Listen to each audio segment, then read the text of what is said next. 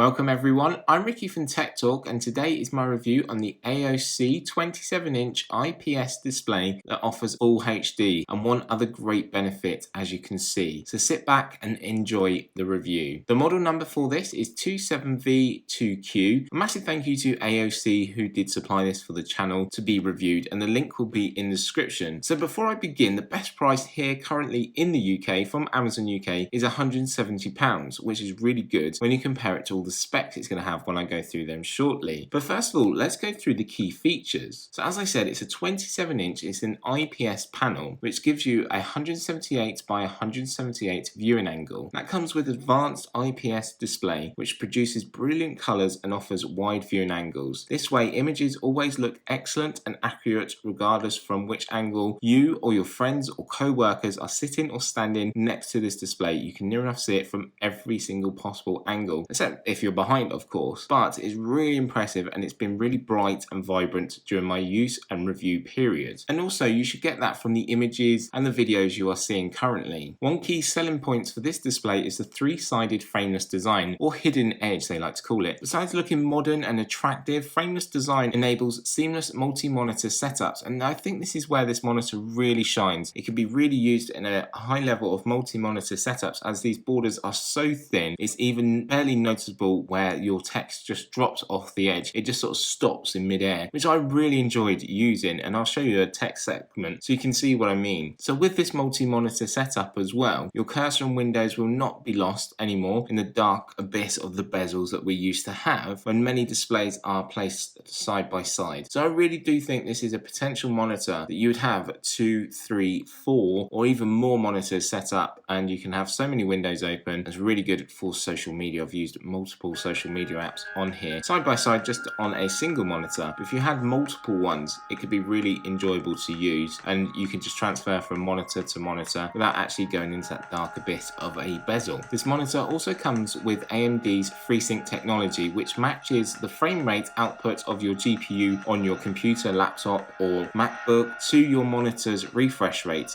And the refresh rate here is 75 Hz with 5 milliseconds response time. So you can game on this monitor, and I did with the Xbox One X, and again you should see this during the review. This is also eliminating input lag, screen tear and stuttering. Looking further into the details of the display, it's a full HD with a resolution of 1920 by 1080p. It gives you an aspect ratio of 16 by 9. The colours in here, there are so many, and it makes your images come alive. It's really impressive. It has 16.7 million colours. It also offers low blue light, which helps remove the harsh blue light so you can enjoy your entertainment for longer and finish your project late into the night without your eyes getting hurt. This is a great feature that I also like as well. Being visually impaired, turning this on means it's a lot easier for me to read, and I can actually potentially work for a lot longer without actually having to take a break. Make sure you always do take a break though. I talked earlier about the three-sided frameless design. Also with that you get a very slim profile as well, just 7.9 millimeters thick, which is a crazy size if you think what technology is inside here. I've actually had smartphones that are thicker than this monitor, and that's an interesting thing to think about. With a slim design, it brings a huge positives. First, thin displays that look very sleek and elegant, especially in public spaces. Even when seen from the back as well, it looks really nice. It has a new design as well, which I'll talk about a little bit later on the back. Even viewing this from the side, you're taken in by it, by how thin it is. And also, less space on your desk is always better. So it means your productivity can flow if you've got more room on your desk for other things that is needed, not taken up by a big bulky monitor. So now let's switch around and take a look through the menu options and the button configuration you have on this display. So first of all is your sleep or your power button. So if you press this for a long time, or if you press it just once, it will turn off your display. So currently mine is connected to my MacBook Pro, and that flicks on my MacBook Pro. But then when I turn this on, you're greeted with AOC here. Then your display is connected via the display port here, and it will automatically detect which connection is in use. So that is on the far right hand side. So the next one is your menu, and then you can use the two to the left of that for navigation throughout your menu. If you press your menu one again, you'll go into that option, and you can change that option as well, which is really good. And then if you press this one right at the right hand side, that will take you back. You have that option there as well. Then you have your 2 directional locks for your audio. And remember, audio goes through the 3.5 jack at the back. So there's no built-in speakers, but it does use the headphone jack at the back. And then finally, you just have your source input. So here you can choose between HDMI or DisplayPort. And of course, I'm using the DisplayPort connected into my MacBook Pro, or I have used the HDMI to connect other devices like gaming consoles, TV streaming devices, and all other connected devices via HDMI. So very simple, very easy to do. Let's delve more into the menu options here, and as you can see, you've got more choice inside here that you can change and adjust and calibrate this monitor to your personal choice. Me personally, I just change the brightness a little bit and change any settings that I may need to make it feel more comfortable for me. Of course, this can have low blue light mode as well, so that helps with a harsh blue light. It's nice that you have loads of options inside here, and it automatically dismisses when not in use. Now let's take a look at the back, as it's very interesting and I can show you its ports and connectability options. Now we're going to focus on the unique port connection option that you have on this monitor, which is really good. They built this block here just into the column that again connects onto the stand and then connects into the display. But it's easier than actually trying to get up and underneath the monitor and actually try and connect it straight back in here. It's actually made this very simple and very easy to do. Yes, it adds a little bit of a bulk and a bit of a width to your monitor, but I prefer this connection system to ones that are up underneath the display. So to start off with, we have a headphone jack. This is where it gives you your audio. This is 3.5mm. Then coming down below is your DisplayPort cable, which is going into my MacBook Pro. And this is a DisplayPort 1.2. Underneath that is a HDMI cable, which is connected into my Xbox One X currently. This is a HDMI 1.4. Then underneath that is your power that's going into the little power brick that I have over there in the corner of my desk. And then into the UK 3-pin plug. If I zoom out, you'll see also there is a Kensington lock, so you can lock down your system if you so wish to. As you will notice, there are no better connections, so this monitor only can use the column that is provided. So let's turn this back around and carry on with the review. Now let's turn to the side and I can show its tiltability. So taking a side profile look at our monitor here, there is actually a screen. It is absolutely tiny. It does get a little bit wider down here at the bottom, but it is very, very narrow. It is so narrow. You do have a tilt function. So with this, you can go minus 3.5, which is very little. That is it. It is tiny. Or you can go to plus 21.5, which is quite a difference there. So it does have quite a difference in its tilt up ability than what it does in its down ability. I don't like it being too easy because that shows it's quite flimsy. I don't like it being too stiff either. I'd rather it be just in the middle there. You know there's good strength there in that hinge to move that monitor. Let's go through some key information and other specs.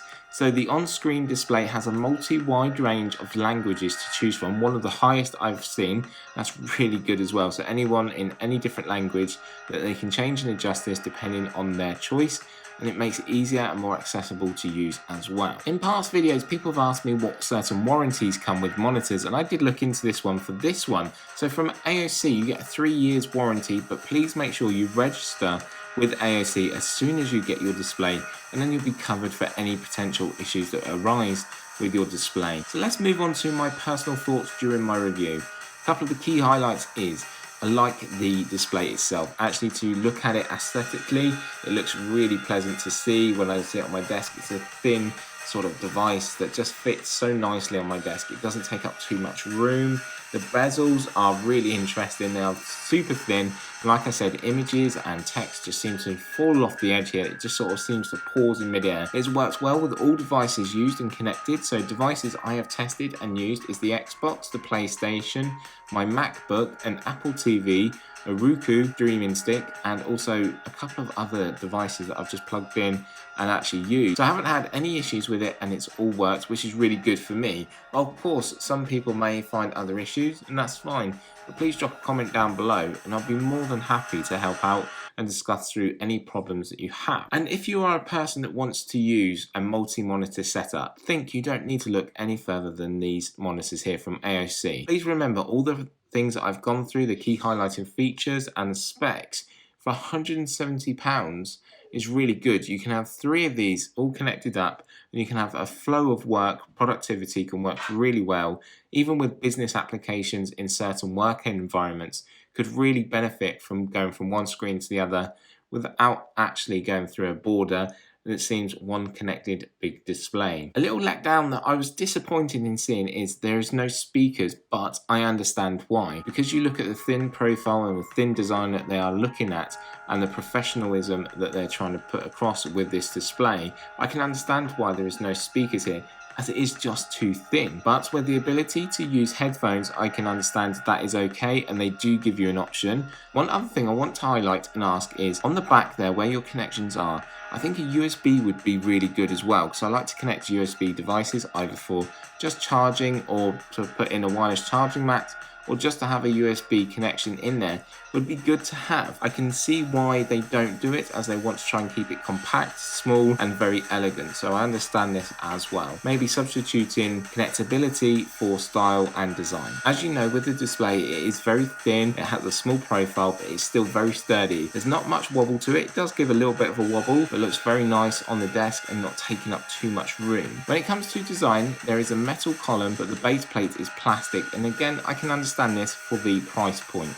Saying that though, and coming to the end of my review, please remember the features that are on here, the specs that are on here for the price point. £170 is a really good price to get a full HD display, an IPS panel, AMD FreeSync technology, 3-sided frameless design. You're getting a lot of innovation and technology inside here for a very small price point. And if you want to have a multi-monitor setup, it's quite affordable as well. I think AOC have done a really good job here. I hope you have enjoyed the review, and please, if you have any questions or queries, drop a comment down below. I'm always happy to read through them and try and help as best as I can. So this has been the review of the AOC 27-inch IPS Full HD display, model number 27V2Q. If you have enjoyed this video, please give the video a like and subscribe, and ring that notification bell to stay updated with all the latest news from me, Ricky, on Tech Talk. I'll see you very soon. Bye for now.